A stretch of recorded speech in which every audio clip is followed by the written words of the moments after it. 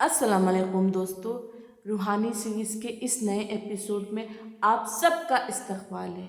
आज हम सूरह अल-बकरा की आयत 75 से लेकर 84 तक के रूहानी सफ़र पर हैं।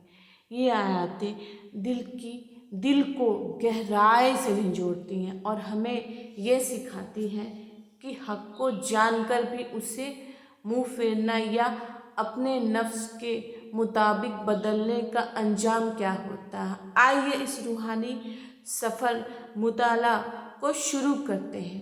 पार्ट 1, हक़ की पहचान और उसमें उलटफेर। आयत 75 एंड 76 का पश मंज़र।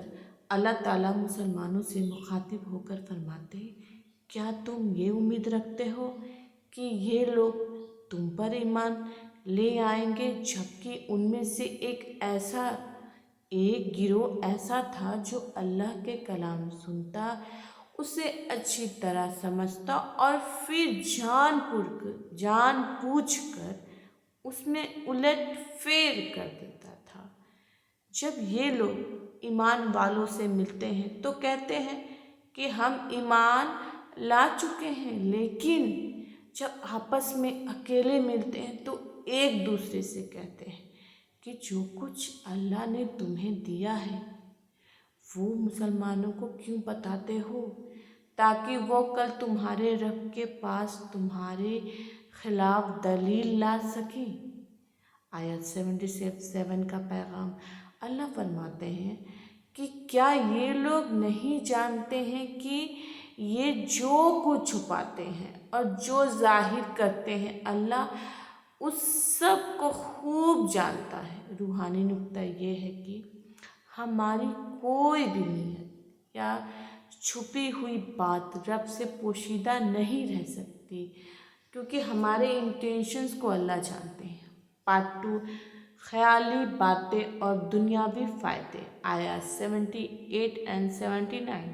अल्लाह आगे फरमाते हैं कि उनमें से कुछ अनपढ़ लोग भी हैं जो किताब खुदा को सिर्फ अपने मतलब की हद तक समझाते हैं और सिर्फ ख्याली बातें किया करते हैं। तबाही ये है कि उन लोगों पर जो अपने हाथ से किताब लिखते हैं और फिर कहते हैं कि ये अल्लाह की तरफ से है, ताकि इसके ज़रिए थोड़ा सा दुनियावी फ़ायदा हासिल कर सकें।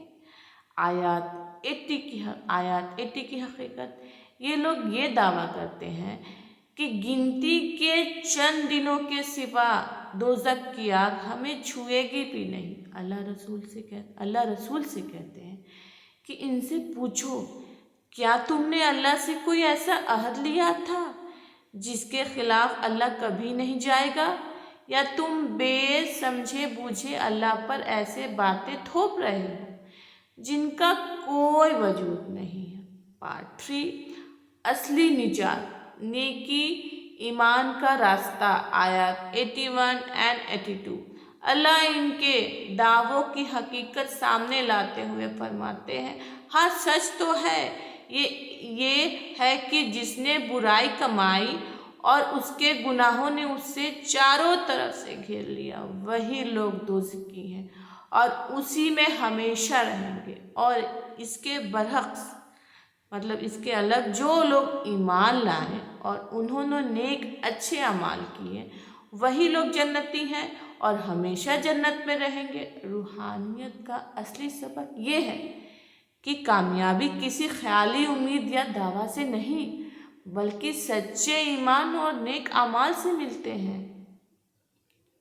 पार्ट 4, बनी इसराइल के अहदो पैमान। आयत 83 एंड 84। अल्लाह बनी इसराइल को वो अहद याद दिलाते हैं जो उनसे लिया गया था। सिर्फ एक अल्लाह की इबादत करना, माँ बाप, रिश्तेदारों, यतीमों और मोहताजों के साथ अच्छा सलूक करना, लोगों के साथ नरमी और भलाई की बात करना, नमाज कायम करना और ज़कात देना। लेकिन अफसोस, थोड़े से लोगों के सिवा सब इस अहद से फिर गए, यहाँ तक कि उनसे ये भी अहद लिया गया था कि आपस में खून खराबा नहीं करोगे और ना ही अपने लोगों को घरों से बेघर करोगे। पर उन्होंने इसके बावजूद इसके खिलाफ वर्जी की, मतलब इनके खिलाफ गए, इस वादे के खिलाफ गए। कंक्लूज़न ये है। तो दोस्तों, सूरह अल बकरा की ये आयतें हमें ये सिखाती हैं कि दीन सिर्फ ज़ुबानी दावों का नाम नहीं, बल्कि अपने अहद को पूरा करने, रिश्तों के हक अदा करने और सच्चाई पर चलने का नाम है। अगर आपको ये एपिसोड पसंद आया हो तो इसको लाइक ज़रूर करें, दोस्तों के साथ शेयर करें और चैनल को सब्सक्राइब ज़रूर करें। मिलते हैं अगले रूहानी एपिसोड में, तब तक के लिए अल्लाह हाफिज़।